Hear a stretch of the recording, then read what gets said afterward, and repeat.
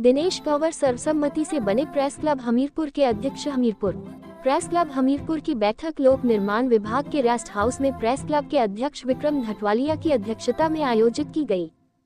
इस बैठक में विभिन्न मुद्दों पर चर्चा की गई। वहीं अध्यक्ष ने अपने कार्यकाल में किए गए कार्यों का विवरण सभी के समक्ष रखा।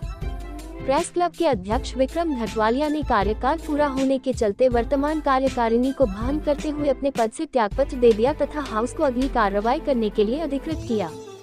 इसके बाद बैठक में उपस्थित सभी सदस्यों ने सहमति जताई कि प्रेस क्लब के चुनाव बार बार लंबित हो रहे हैं, इसलिए चुनाव वीरवार को ही संपन्न करवाए जाएं। इसके उपरांत सुरेंद्र कटोच को चुनाव अधिकारी नियुक्त किया गया। सुरेंद्र कटोच की देखरेख में चुनाव प्रक्रिया शुरू हुई, जिसमें निवर्तमान अध्यक्ष विक्रम धटवालिया ने दिनेश कंवर को अध्यक्ष बनाने का प्रस्ताव रखा, जिसका उपस्थित सभी सदस्यों ने समर्थन करते सर्वसम्मति से अध्यक्ष चुना गया। क्लब के संविधान के अनुसार नई कार्यकारिणी का कार्यकाल 3 वर्ष का रहेगा। इस अवसर पर हाउस ने नवनिर्वाचित अध्यक्ष दिनेश कंवर को 15 दिन में नई कार्यकारिणी का गठन करने का समय दिया। 7 अन्य पदाधिकारियों का चुनाव भी सर्वसम्मति से किया जाएगा।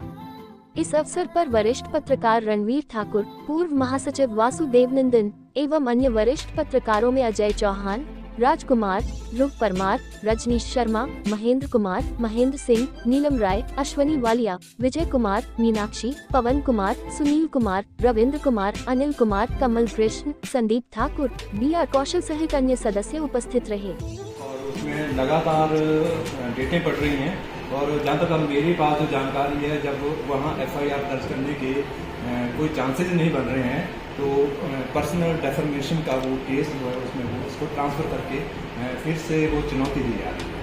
तो ऐसे में जो कॉम्प्रोमाइज़ है, समझौता है, उसके सारे दरवाजे खुद ही बंद कर रहे हैं, तो क्यों हम वेट करें। ठीक है, वो लोग आए नहीं। तीसरी मीटिंग के लिए भी बुलाया नहीं, वो उन्होंने बताया, मतलब 2 मीटिंग और तीसरी मीटिंग अच्छे से हुई, लेकिन वो बात बढ़ने वाली बस। तीसरी मीटिंग फोन की कि आलू इंशाल्लाह मैं बैठा हुआ था, वो आए मतलब उनके वहाँ जो क्लेम करते हैं वो उनमें एक भी फाउंडर मेंबर नहीं है, क्योंकि जब ये क्लब बना था तो उसी में सुशील भाई ने उसी में हम और उसमें हाँ उसमें 3 ही लोग काफी टाइम तक 3 लोग रहे। जब उन्होंने ये देखा कि हम 3 लोग ही इधर है और बाकी सारे उधर हैं, तो उन्होंने चीफ मिनिस्टर को बोला कि इनको बोलो कि हमें साथ में ले रहे, बट वो नहीं लिया गया था। फिर उसके बाद मेरे ख्याल में तब उनको लिया गया था, लेकिन वहाँ पर एक बात ये थी कि वो अपना प्रेस क्लब में वो मर्ज कर रहे थे, है ना, तभी इसके मेंबर बन पाएंगे ना। वो अपने हमीर प्रेस क्लब के प्रधान हैं और यहाँ अगर उनको अगर हम प्रधान बनाए तो वहाँ रजिस्ट्री के पास तो वो उनके नाम वाला जो क्लब है वो वहाँ रजिस्टर्ड है। चलो वो अब प्रसार क्या उनसे बात हुई, क्या बात की, उन्होंने बोला था कि हम लोग इकट्ठे हो जाते हैं एक प्लेटफॉर्म पर। तो इनफैक्ट उन्होंने बोला कि आप 3 लोग आएंगे और हम भी 3 लोग आएंगे, तो 6 लोग बैठ के हम डिसाइड करेंगे और वही 6 लोग जो है आगे भी डिसाइड करेंगे किसको मेंबर बनाना है, किसी को एसोसिएट बनाना है, किसी को क्या करना है, वो सारा करेंगे। एक मीटिंग हमारी हुई, लेकिन वो आए 5 लोग, हमने कोई ऑब्जेक्शन नहीं किया उनको, ठीक है आप 5 आ रहे हो 6 आ रहे हो, आना तो है ही सभी नहीं। बट जब सेकंड मीटिंग हुई तो कमर साहब ने मैसेज डाल दिया कि अपने जनरल सेक्रेटरी वासु भाई और उनका जनरल सेक्रेटरी अरविंदर को भी बुला दिया जाए, क्योंकि बिना जनरल सेक्रेटरी के अब मीटिंग हो कुछ अजीब सा लग रहा था, क्योंकि वासु भाई भी जिम्मेदार। तो उस मीटिंग में बाद में उन्होंने ऑब्जेक्शन कर दिया तो मना कर दिया कि बट वासु भाई को बुला लिया था आगे। बट ये भी मेरे ख्याल में लास्ट में पहुँचे थे नहीं मीटिंग तब हो, उसमें एक चीज काम ज़्यादा थे उस बैठक में, मतलब उनकी जो कमेटी बनी थी ना, हम लोग शायद 3 ही लोग थे, तो उनके 4-5 लोग थे, वही बता रहा हूँ। तो हमने बोला कि ठीक है हमारा भी एक आदमी मतलब जनरल सेक्रेटरी आ जाए तो बढ़िया रहेगा। हमें के ऊपर ऑब्जेक्शन नहीं किया वहाँ पे मीटिंग में, मीटिंग खत्म किया, ऑब्जेक्शन नहीं किया, उठ के चले गए। हमने बोला मीटिंग खत्म हो गई, चले गए। उन्हें बाद में बताया कि जी बासु क्यों आ गए, तो ये तो बात नहीं हुई कि बासु क्यों आ गए, बासु मेंबर नहीं है क्लब का, उसको आना नहीं है। और फिर जब हमने ये बोला उनको कि यार आप लोग 3 की बजाय आप लोग 5 लोग आए, तो हमने तो कोई ऑब्जेक्शन नहीं किया। एक बासु आ गए, बासु भाई आ गए, तो आपने ऑब्जेक्शन कर दिया। ये तो आपकी मनसा सीधी सी लग रही है कि आप कोई बहाना ढूंढ रहे कीजिए, हमने करके नहीं हुआ, है ना। थोड़ी सी दिक्कत आ रही है या हमको इग्नोर किया जा रहा है या गड़बड़ी हो रही है तो तुरंत बता देना चाहिए शुरू में ही। प्रधान होने के नाते मैं कार्यकारिणी को भंग करता हूं और खुद भी पद से मुक्त होता हूं। और जो 3 या 4 लोगों की जो कार्यकारिणी है वो बनेगी, एक कमेटी बनेगी जो मेंबरशिप देखेगी, उसके लिए आपस में विचार कर लेते हैं कौन कौन होंगे बताओ। हमारे मेंबरशिप में से 7 की घटना से हो मेंबरशिप और ओके। इसके अतिरिक्त बाकी लोग अगली कार्रवाई बनी ये बैठक बहुत दिनों से बहुत दिन पहले होनी था। फिर बीच में एक ऐसा मुहिम भी चली कि भाई अगर सब लोग इकट्ठे हो सकते हैं तो भाई हो जाओ। दूसरे लोग भी थे, फिर कुछ लोग उसमें 5-6 लोग हम इकट्ठे हुए और प्रयास किए, लेकिन बीच में उन्होंने ही अलग से चुनाव करा लिए अपने। अब ये तो उसके बाद हमने बोला कि ठीक है, उनको नहीं इकट्ठे होना है और सब लोग उनका जो मतलब सोच है वो अलग तरह की है। तो फिर हम लोगों ने चर्चा करने के लिए क्या करना है, एक दिन प्रेस में बैठे हुए थे तो बीच में कॉम्बिनेशन हो गया तो 10-12 दिन वैसे डिले हो गया लोग, तो हमने भी पहले ही कर लेना था ये सारा।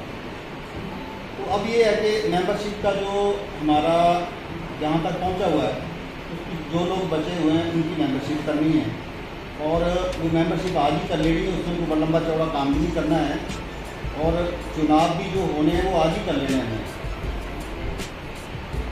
क्योंकि नई कार्यकारिणी बन जाएगी तो वो बढ़िया था और चलेगी आगे चलाओ। तो मतलब मेरा तो अपना ये मानना है कि मतलब अब नया प्रधान कोई हाउस चुनता है तो अच्छा लगेगा क्योंकि मैं इस पद से अब मतलब किसी और आदमी को देखना चाहता हूँ जो भी सक्षम हो। सब लोग सारे सक्षम हैं और किसी को भी आप जो भी बनाएंगे तो बढ़िया हो जाएगा, तो जिम्मेवारियाँ लेंगे तो अच्छा रहेगा। मुझे तो इतना कहना है, बाकी आप लोग बताओ। हर किसी को मिसगाइड करने का प्रयास होता है। कुल मिलाकर मैंने फोन करके फॉलो किया भी कि आओ यार डिस्कस करो और आगे चलना है, इकट्ठे से बताओ।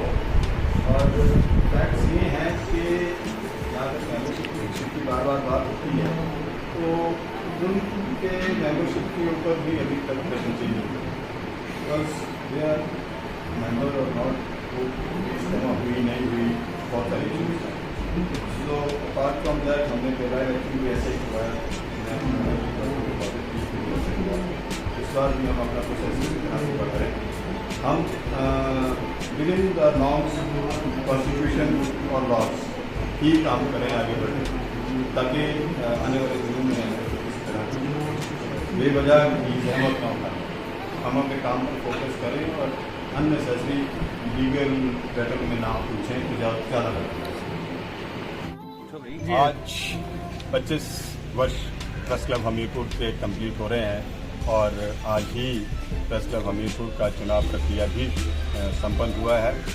आई am thankful to the house of press club Hamirpur जिन्होंने आज मेरे को फिर से ये मौका दिया है कि इस प्रेस क्लब की कमान संभालूं।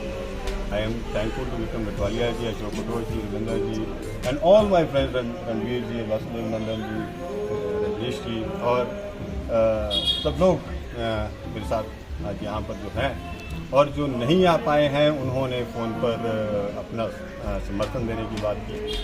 और मैं अब प्रयास बहुत हुए हैं प्रेस क्लब के लिए, ज़मीन के लिए ढूंढने के, प्रेस क्लब के भवन के लिए बहुत सारे छोटे छोटे इश्यूज़ हैं जिनको हम एड्रेस करने में पहले कामयाब नहीं हो पाए थे। कोशिश करेंगे कि इस बार हम वो सब प्रयास हमारे कामयाब करें, प्रेस क्लब स्ट्रॉन्ग होकर आगे बढ़े और ये एक क्रेडिबल जर्नलिज्म को एस्टेब्लिश करने में हेल्पफुल हो।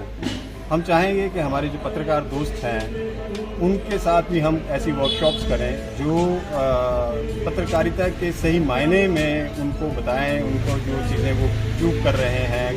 कई बार अब पत्रकारिता का जो स्वरूप बदल गया है, पहले प्रिंट मीडिया होता था, जो लिखा जाता था बहुत सोच समझ कर लिखा जाता था, क्योंकि वो एक हार्ड कॉपी आपके पास होती थी।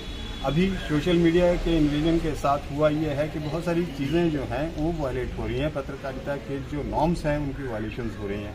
तो कोशिश अब ये होगी कि उन नॉर्म्स के बारे में हम अपनी नई पीढ़ी को बताएं और नए तौर तरीके क्या है जर्नलिज्म को आगे लेके जाने के, और क्रेडिबल जर्नलिज्म एस्टेब्लिश करने के लिए क्या किया जाना चाहिए, वो आगे ज़रूरत है। वरना हमने देखा ही है, पिछले इंडो पाक वॉर का एक रिसेंट एग्जाम्पल है जिसमें हमने इन हेस्ट जर्नलिज्म किया और कराची और लाहौर में भारतीय सेना के अड्डे बना दिए। तो इस तरह का जर्नलिज्म जो है उससे बचने के लिए और किस तरह से एस्टेब्लिश्ड जर्नलिज्म को हम आगे लेकर जा सकें, उस तरह की सोच अपने लोगों में डाली जाए।